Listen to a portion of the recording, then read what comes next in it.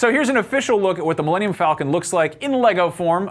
These were released this week. Toy Fair is this weekend, so next week we're going to be freaking out about all the toys that they have at Toy Fair. In the meantime, here are some kind of nice teases in advance. Now, if you know what the Millennium Falcon looks like, which if you've been watching the show, you should. It's on my desk right here, and it's also a very iconic thing. This is a huge departure. It looks like a big, weird duckbill. Yeah. So I have the Force Awakens Lego Millennium Falcon set. Per Schneider here at IGN has the $800 one that's like 70,000 pieces or whatever, because it's just insane. This obviously is very different. My theories about this, and I want to do a sort of whole separate talk about this eventually. The big talk about this is, how does this ship get wrecked? How does it go from A, having this long angular nose, to having something that's a little more short and fat and narrow, to B, how do the insides and outsides turn this murky gray beige, right? This is a brand new car here. You're like, they're gonna park that in the mud puddle, is your theory. Yeah, my theory is that, so Mimbam is one of the planets they go to. It's part of the extended universe. It was actually the first book written after the original film A New Hope that kind of showed, here's where these characters could also go. Splinter of the Mind's Eye, which was originally, that was actually what Lucas had as a backup plan if Star Wars never got a proper sequel. It was just a book that they put out by Alan Dean Foster. So Mimbam is a murky swamp planet full of scum and villainy. It's got terrible lightning storms. Yeah, I'm super excited for all that. My guess is that either during the Kessel Run, which, you know, they've alluded to definitely happening. It's actually, the official name of this Lego set is Kessel Run Millennium Falcon. So if that's a spoiler, don't look at packaging because it spoils it for you. So. And so I think that at some point in this movie, you're going to see this ship get wrecked or submerged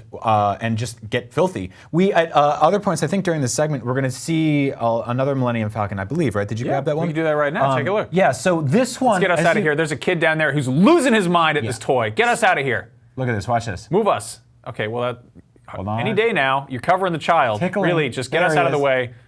He's like, yeah! Look at his joy. Now, really important to note here, see those orange kind of glowing orb nodes in the front of this thing? It looks like they fly off from heat, or they shoot off, or something like that. There's so many toys that have that, though. Of course, but specifically, by removing those lids, you can see the undershell of what is the Millennium Falcon that we actually know and love in modern-day Star Wars. So, I don't know if that's just a goof that they threw in there, or a little Easter egg nod, but at some point, I think you're gonna see this thing get torn up on the roof and start to resemble the actual ship that we know. I think it's going to drive straight into something and just get like kind of dented down the middle. Yeah.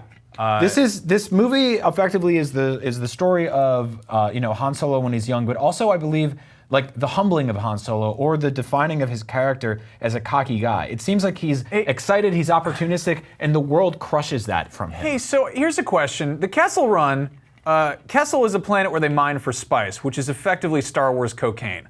I'm not just being like, aloof about this. That's actually what it is. They've gone into that in great detail. It's also borrowed heavily from Frank Herbert's Dune books. Yep.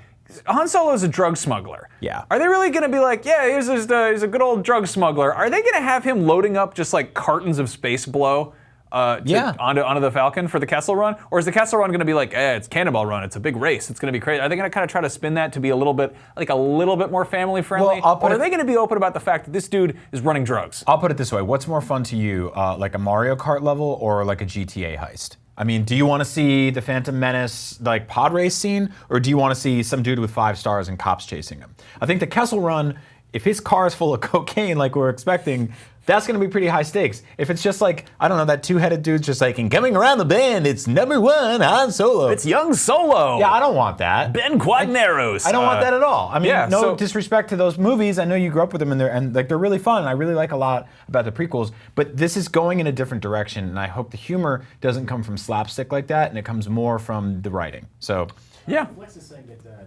guys in the control room think it looks like the front comes off of the.